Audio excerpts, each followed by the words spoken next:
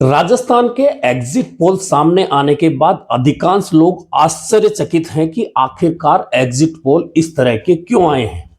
लेकिन क्या exit poll हमेशा सही होते हैं, पहले यह बात समझना बहुत जरूरी है। और पिछला एग्जिट पोल क्या रहा था और उससे पहले एग्जिट पोल क्या रहे थे, यह बात भी देखनी बहुत जरूरी है। वहीं एग्जिट पोल और एग्जैक्ट परिणाम के बीच में कितना फर्क होता है, यह फर्क क्यों होता है, यह बात भी समझनी बहुत जरूरी है। सबसे पहले एग्जिट पोल जो 2023 विधानसभा चुनाव के मतदान के बाद सामने आए हैं कल, उन्हें लेकर आज सभी जगह चर्चाएं रही है। क्योंकि चर्चाएं इस बात की ज्यादा हैं कि आखिरकार एंटी इनकम्बेंसी सरकार के खिलाफ क्यों नहीं है। खुद भाजपा के नेता तो परेशान है ही, वहीं आम जनता भी इस एग्जिट पोल की उम्मीद बिल्कुल नहीं कर रही थी।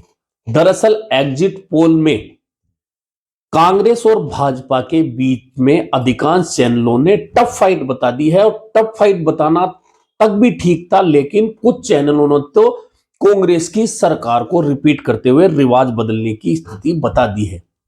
यही वह बात है जिसकी वजह से लोग यह देख रहे हैं कि क्या वास्तव में ऐसा हो सकता है।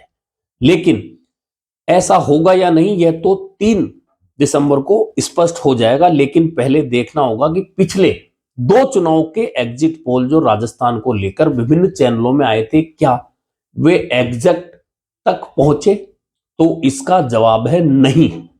2013 में विभिन्न चैनलों में जो एग्जिट पोल आए थे, उसमें भाजपा को 120 से लेकर 140 सीटें हाईएस्ट दी गई थी और कांग्रेस को मिनिमम 40 से लेकर 45 सीटें दी गई थी। यह 2013 का एग्जिट पोल था। लेकिन वास्तविकता में एग्जैक्ट जब फिगर आया तो भाजपा 163 के बंपर बहुमत तक पहुंची थी और कांग्रेस 2013 में अब तक की सबसे शर्मनाक स्थिति 21 सीटों पर पहुंची थी। यानी कि दोनों ही तरफ 25-25 सीटों का फर्क हो गया था एग्जिट और एग्जिट के बीच में।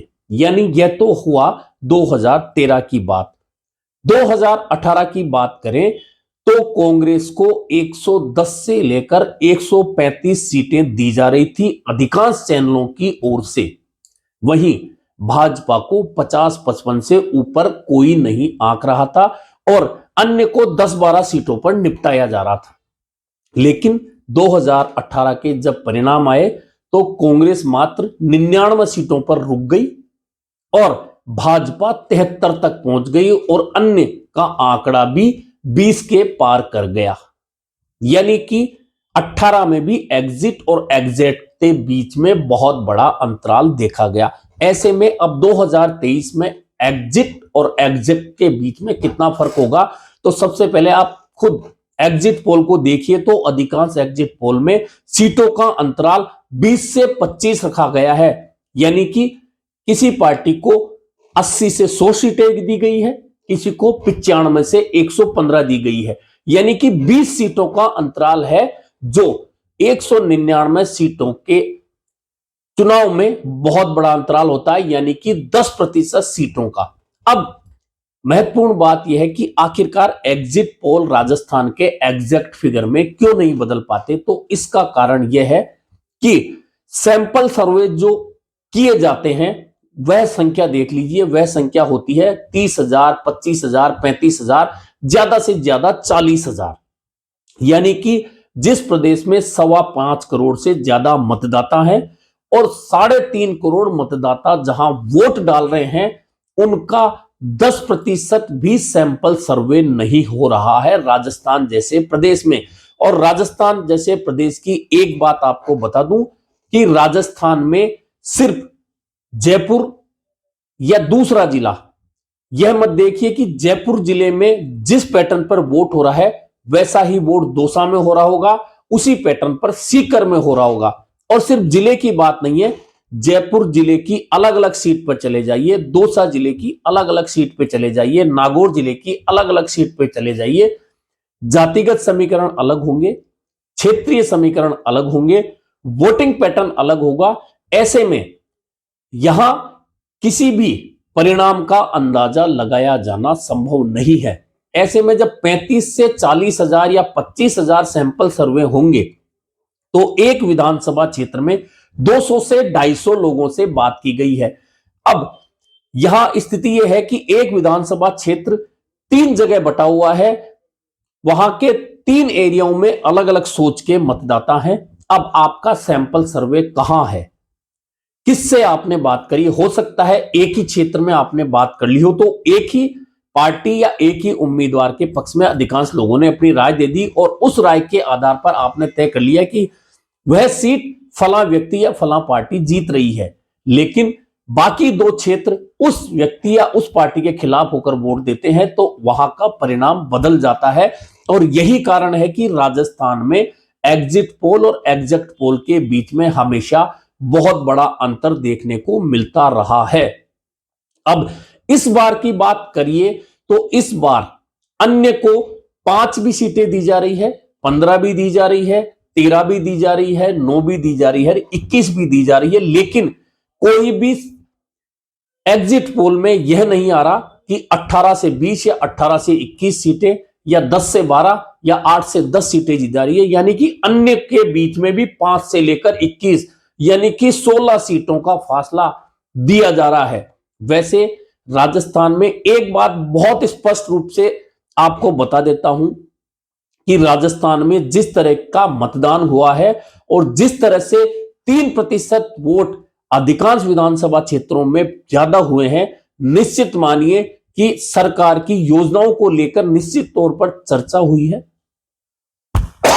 सरकार के कामों को लेकर वोट भी पड़ा है, लेकिन सरकार के पक्ष में वोट पड़ने के बावजूद अधिकांश विधानसभा क्षेत्रों में सरकार के मंत्रियों और वर्तमान विधायकों के खिलाफ ज्यादा वोट पड़ा है।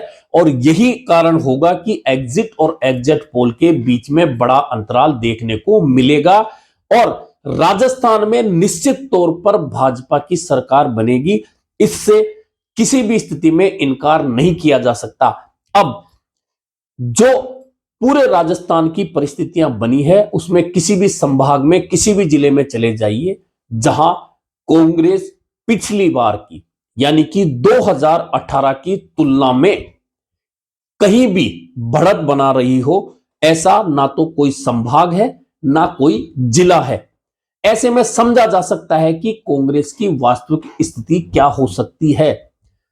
सभी जगह जो एग्जिट पोल है उसमें एक खासियत और है कि उसमें चाहे ओबीसी का वोट हो, चाहे एसटी का हो, चाहे एससी का हो, चाहे अन्य जातियों के वोट हो, भाजपा के पक्ष में 2 से 4% तक ज्यादा बताए जा रहे हैं, लेकिन सीटें उस अनुमान में नहीं बनाई जा रही है, यानी कि यह भी एग्जिट और एग्जिट के बीच में अंतराल का एक बड़ा कारण बनने वाला है।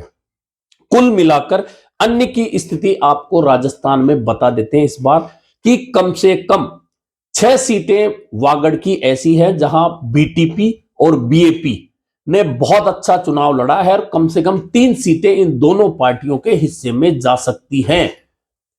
कम्युनिस्ट पार्टी ने 4 सीटों पर दमदार चुनाव लड़ा है, कम से कम 2 सीटें उनके पक्ष में जा सकती है।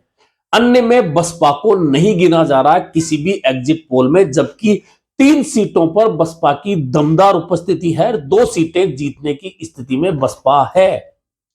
वहीं आरएलपी और आसपा का जो गठबंधन है वह करीबन 4 से 5 सीटों पर बहुत दमदार है। हालांकि दमदार उपस्थिति तो 10 से ज्यादा सीटों पर है, लेकिन 4 से 5 सीटें ये दोनों गठबंधन मिलकर जीतने की स्थिति में है। वहीं करीबन 8 से 9 निर्दलीय बहुत मजबूत स्थिति में है जो कांग्रेस और भाजपा के मुकाबले में खड़े हैं। उनमें से करीब 5 निर्दलीय जीतने की स्थिति में भी है, यानी कि कुल मिलाकर अन्य का जो आंकड़ा है वह 18-20 तक पहुंचने की पूरी संभावना है। वहीं जो अन्य है ज्यादातर जगहों पर दूसरे दल यानी कि भाजपा और कांग्रेस के समीकरण बिगाड़ रहे हैं, और यह समीकरण जब बिगड़ते हैं तो राजस्थान का एक पैटर्न है कि राजस्थान में भाजपा का जो परंपरागत वोट है वह बहुत कम छिटकता है भाजपा से, और यही कारण है कि भाजपा हारने के बावजूद पिछले 2 चुनाव में 78 और 73 सीटें लेकर आती है, और कांग्रेस का जब वोट छिटकता है तो कांग्रेस 53 और 21 पर सिमट जाती है। ऐसा ही सिनेरियो इस बार भी बनता दिख रहा है, यानी कि जो वोट बैंक आरएलपी तोड़ेगी, बीटीपी तोड़ेगी, बीएपी तोड़ेगी, कम्युनिस्ट पार्टी तोड़ेगी, बसपा तोड़ेगी या निर्दलीय तोड़ेंगे, वह अधिकांश स्थानों पर कांग्रेस को डेंट करेगा। और यही कारण है कि एग्जिट और एग्जिट पोल के बीच में बहुत बड़ा अंतराल आने वाला है। कुल मिलाकर यह एग्जिट और एग्जिट के बीच का फर्क है, जो 3 दिसंबर को निश्चित तौर पर परिणामों में देखने को मिलेगा। और तय मानिए राजस्थान में हर एरिया में कांग्रेस को हर जिलेवार नुकसान की स्थिति दिख रही है, बहुत स्पष्ट दिख रही है।